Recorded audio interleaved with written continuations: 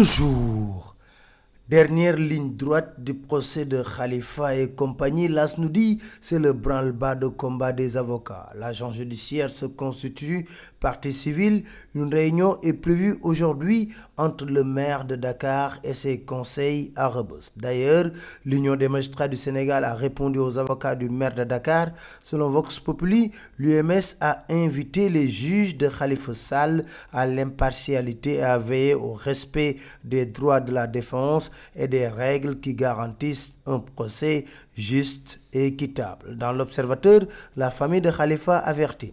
Khalifa n'ira ni au Qatar ni en France. Il ne sera pas exilé. Sa mère de déclarer « Je prie » pour que Macky Sall connaisse un jour la prison si Barké Salatoul Fatiha. Bamba Fall d'avertir « Nous ne laisserons rien en rade pour tirer Khalifa Sall d'affaire ». Pour enquête de Senghor à Macky Sall, l'arme fatale des régimes a été l'instrumentalisation de la justice pour éliminer des adversaires politiques. La liste des victimes est longue.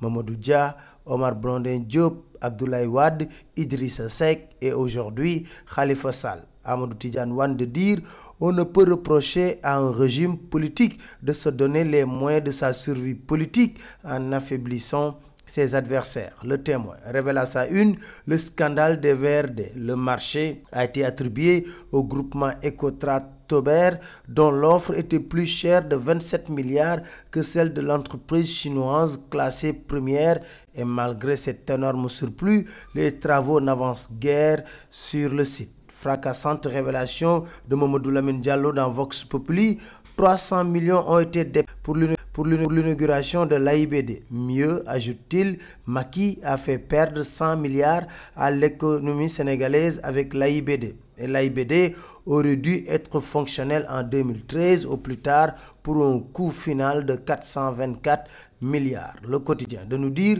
pour les acteurs non étatiques qui évaluent le PSE, c'est pas si émergent. L'AS qui fait le diagnostic du PSE écrit Kédougou, Sédhiou, Matam, Tamba et Fatick n'émergent pas. 5 mois après les législatives, Vox Populi nous dit la Sénat liste les manquements. Les Échos reprennent l'information à sa une et écrit la Sénat liste les couacs à gogo et accable le ministère de l'Intérieur. On lit dans ce rapport des doublons, des omissions sur les listes d'émargement, un gap de près de 1 million de cartes entre le fichier général des électeurs et le nombre de cartes produites.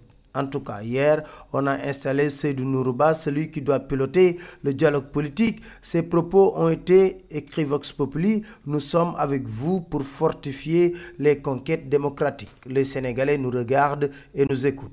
Assemblée nationale, selon enquête, Ousmane Sonko a été la révélation. Libération nous parle de la tragédie de Ten Traoré, la Sénégalaise, impliquée dans l'attentat du Nouvel An en Turquie. Enceinte de 2 mois au moment de son arrestation, elle a accouché en prison. Le procès s'est ouvert en Turquie et le parquet général a requis contre elle 3342 ans de prison ferme et 40 fois la perpétuité contre son mari, Abdul Gadir Macharipov. Selon les services secrets français, ces 2 sœurs ont aussi rejoint l'État islamique. Gorgui Sidien est noir de colère contre la Fédération de basketball. Avec le recul, je regrette d'avoir sauvé une situation qui aurait terni l'image de mon pays, déclare-t-il dans l'Observateur. Il réclame ses 38 millions de francs CFA à l'État du Sénégal. C'était tout, merci, très bonne lecture à tous.